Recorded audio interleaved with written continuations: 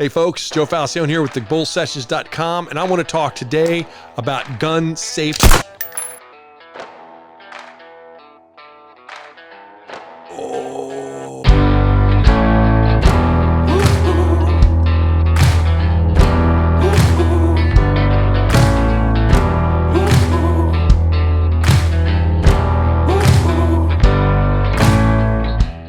Hey folks, of course that wasn't real, so let's get to it. So the reason for this video is I wanted to talk about what's going on in the world today and talk about some of the things that really are bothering me about how we're handling and managing fear, how it's being promoted, how it's being propagated, how we're regurgitating this nonsense that we all need to be afraid of every little thing that's going on.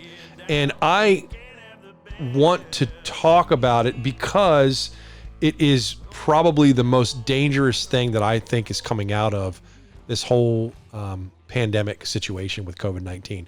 So a few weeks ago, just a couple of weeks ago, well, I should say a month ago, started thebullsessions.com and working on promoting product, coming up with logos, which will be, I think, right there.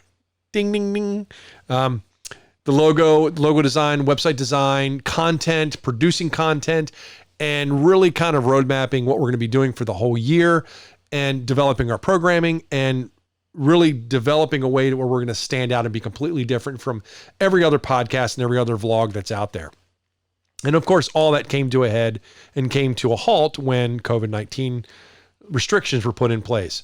Social distancing, all the things that go about that. And the thing that I noticed was a lot of Facebook posts, a lot of Instagram posts, a lot of the news cycles, most of the news cycles, probably 98.99% of the news cycles were so negative in their cynicism, in their approach to how they're conducting and what they can conclude is a story revolving around every single death that is COVID-19 related, whether it be true or not. And I found it to be so frustrating that we are overlooking a lot of the good things that we're just not hearing about. So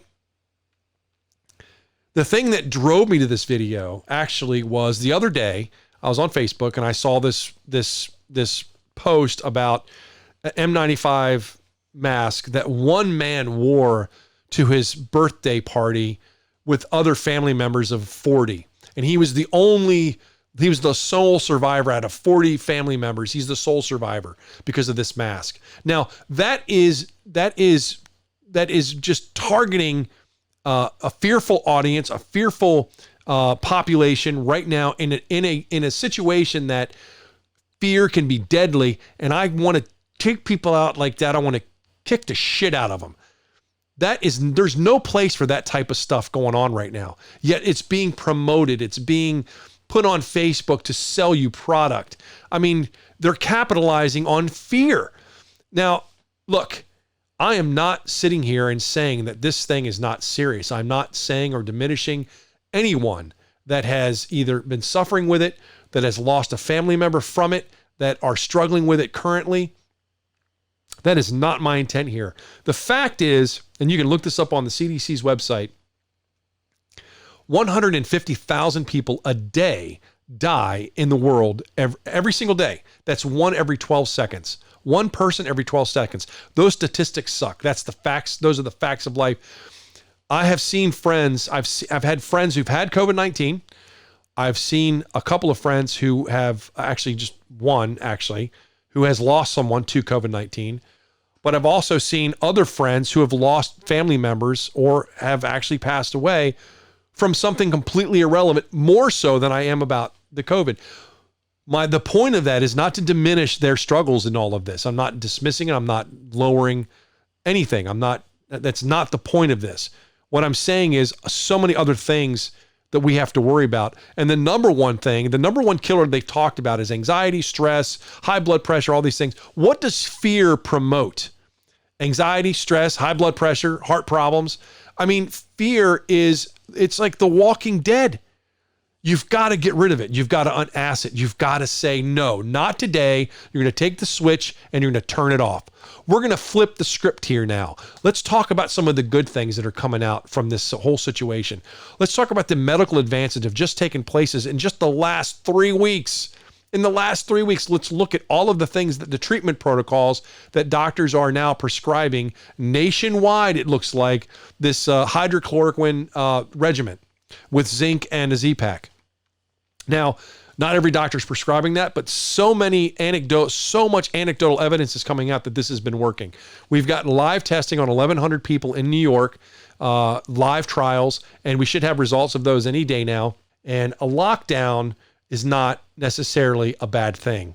A lockdown is the evidence, in my opinion, when you look at the empty streets and you look at people staying away from one another and social distancing, is love for one another. That's what it shows me. It doesn't show someone in despair. I am a combat veteran. I have been to combat. I've seen a lot of things. I am a father. I am a husband. I have been around. I've seen a lot of different things. And one of the things that I can share with you is that growing up, I was a very fearful child. I was afraid of a lot of things. When I'd get into certain fights, I'd pull punches and pretty much gain the benefit of knowledge through getting my ass kicked. But a lot of that changed over time. Actually, a lot of that changed over time. I am afraid for my family. I'm afraid for my kids. But I'm not going to let it cripple me. I'm not going to let it run my life. I'm not going to let it control me. Fear is something that manifests itself in our own hearts and our own minds. It's something that we can control. So get rid of it. All right. So one thing that I think is very important in all of this, I was trying to figure out a way how to articulate this. Right now, it's not about you. Okay. It's not. This is where we need to make sure that we're not being selfish with our feelings and selfish with our how we're acting. If we're walking around fearful, despondent, feeling despair, that will manifest itself in your life and in your family's life. So you need to kick the selfish habit and recognize that you are responsible for others. It is your charge to make sure that they are well taken care of. I rely on my wife for so many things. She keeps me grounded in so many things. I'm grateful for her. But how would that help her if I'm the one being fearful? Her feelings are based on how I'm feeling and vice versa, and as well as the children. Dogs sense these things. Time. We've been given time that we otherwise would never have been given. All right. So take advantage of it. Spend time with your kids, go out in the yard, play some ball. Spring is here. It's time to recognize that we can carve out time for ourselves for probably the first time in a long time. I work 5 days a week. I get up in the morning, I try to hit the gym, I go to work, I come home, I have dinner, I put the kids to bed, or I hang out with them for a little bit, and then I start that cycle every single day, Monday through Friday. And then on Saturday, I'm working on my ventures, I spend time with the kids, whatever, but we're given this gift of time. Look at it as a gift. Take advantage. Read some books you've always wanted to read. Try something different. Try pottery. Try taking photography. Try starting a vlog. Just try something different. Be creative with your time. You'll see that time is something that is cherished. You can't buy it. You can't earn it. Well, you can earn it in some places, but as a kid, it's free, but as an adult, it's not. And I think you know what I'm talking about. Let's look at the UV lights that they're coming out with it for hospitals. UV lights are the same thing that they have on like well water systems, where the water comes through, hits a UV light, and instantly kills bacteria, viruses, fecal matter, anything from like surface runoff and things like that. They're putting these in hospital rooms now that are wiping places clean in a flash. Now, that just came out a couple of days ago. That's something pretty unique, it's pretty amazing. With this COVID, the fact that there's a 98.5% rate of recovery as of today, that means if something really bad hits us that has a much higher fatality rate, well, we'll be better prepared to deal with it because we're learning from another scale, something highly contagious, but doesn't have a very high death rate. So that's a positive thing to look at. We could have gotten hit with something that had 100%. Think about that. Then we're talking about, I Am Legend type shit. We've got to really think through best case scenario, not worst case scenario. The fact that the federal government is that we had such a great economy before this happened. Just a couple of weeks ago, we had the best economy. Now look, financial challenges are abound right now. A lot of people are struggling, and I wish in my heart of hearts that I could help every single person I came across that had a need. I truly do. But it looks like there is hope there in that different opportunities. You should be getting a check soon from the federal government. That should help out quite a bit. It looks like we are going to find some relief so that if you're missing payments, those payments won't be held against you. So there are some things that are happening on the day-to-day that we just kind of keep an eye out for. If you look at the flu map from last year, from 2019, now I want you to think about this just for a second with the antibody testing. So last year I got sick in January. Actually, it was this year. I got sick like January 2nd. I got some kind of cold, had a couple of days off of work, then it was good for a week, and then I got the flu. That's what I was told. But my test came back, my kids came back with flu B, influenza B, and then we all got better. And then like 3 or 4 days after getting over the flu, we got something else. And that something else kicked the ever-loving crap out of us. The doctors didn't know what it was. My doctor said, I don't know what this thing is, but it's worse than the flu. And it's all the people in my waiting room are all here for the same thing.